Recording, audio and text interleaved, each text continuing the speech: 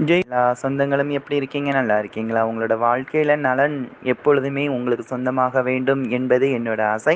இந்த நலன் எப்பொழுதும் உங்க கூடவே இருக்கட்டும். எல்லாரும் ஒவ்வொருத்தங்களும் அன்பை பரிமாறிக்கொள்ளலாம். இந்த அன்பில் களங்கம் இல்லாம பார்த்துக்கொள்ளலாம். அன்பு என்ற ஒரு வார்த்தை வரும்பொழுது, அங்க ஆசைகளும், காமத்தையும் விட்டு நீங்க அன்பு செலுத்தும் பொழுது, அது நியாயமானதாகவும், நிலையானதாகவும் இருக்கும். ஒவ்வொருத்தங்களும் ஒவ்வொரு இடத்திலேயும் நம்ம அன்பு செலுத்தும் பொழுது, அந்த அன்பு அதை தாண்டி போகும்பொழுது அது காமம்ங்கிற ஒரு விஷயத்தை உருவாக்கி அதில் வந்துட்டு நிறைய தவறுகள், நம்பிக்கை துரோகங்கள் நிறைய பேருக்கு நம்ம இங்கே நடத்தக்கூடிய ஒரு நிலைமைகள் ஆகிடுறோம். அன்பு என்றால் அது அன்போட அடையாளம் அப்படிங்கிறது உதவி மட்டும் கிடையாது, கருணை. இப்போ நம்ம யார் மேலே நம்ம அன்பு அதிகமாக செலுத்த ஆரம்பிக்கிறோமோ, நீங்கள் நார்மலாக அன்பு செலுத்தக்கூடிய ஒவ்வொரு நேரங்களில் சில நபர்கள்ட்ட அதிகமாக பேசும்போது அங்கே தவறுகள் நடக்கிறதுக்கான வாய்ப்புகள் இருக்குது. அந்த தவறுகள் தான் சில விதமான காமத்தின் தொடர்பாக, கள்ள தொடர்புகளாக நிறைய தவறுகளுக்கான வழிகளாயிடுது. ஏற்கனவே நமக்கு நம்பிக்கைக்குரியவங்கள் நம்ம கூட இருப்பாங்க, அவங்களுக்கு துரோகம் பண்ற விதமா இந்த அன்பு ஆனது ஆகிடுறது.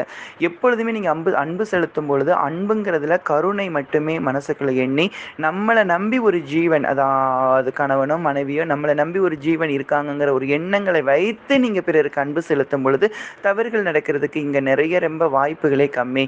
எல்லாருமே அம்மாவோட பிள்ளைகளாகவே இருக்கணும் அப்படிங்கிறது ஆசை. இந்த குரூப்பில் வந்து பார்த்திங்கன்னா அம்மாவோட பிள்ளைகளாக ஒரு 40% இருக்கிறோம். மீதி இருக்கக்கூடிய 60% அப்படி சொல்ல முடியாது. அப்படி ஒரு சில சூழ்நிலைகள் இருக்கீங்க. எல்லாருமே அம்மாவோட பிள்ளைகளாக கொஞ்சம் கொஞ்சமாக மாறிக்கோங்க. அம்மாவோட பிள்ளைகளாக இருக்கிற நீங்கள் எல்லாருமே சந்தோஷமாக தான் இருக்கிறீங்க. அங்கிட்டு இங்கிட்டு அலைப்பாயிர மனசோடு இருக்கிற நீங்கள் எல்லாருமே அலைப்பாய்ந்துட்டு தான் இருக்கிறீங்க.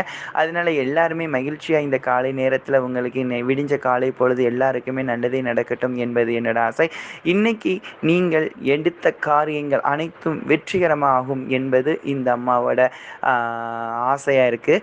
அது மட்டும் இல்லாமல் நாளைக்கு 8ஆம் பூஜை இருக்குது. எல்லா நபர்களும் வர்றவங்க வந்து சேரலாம். ஜெய் பவானி.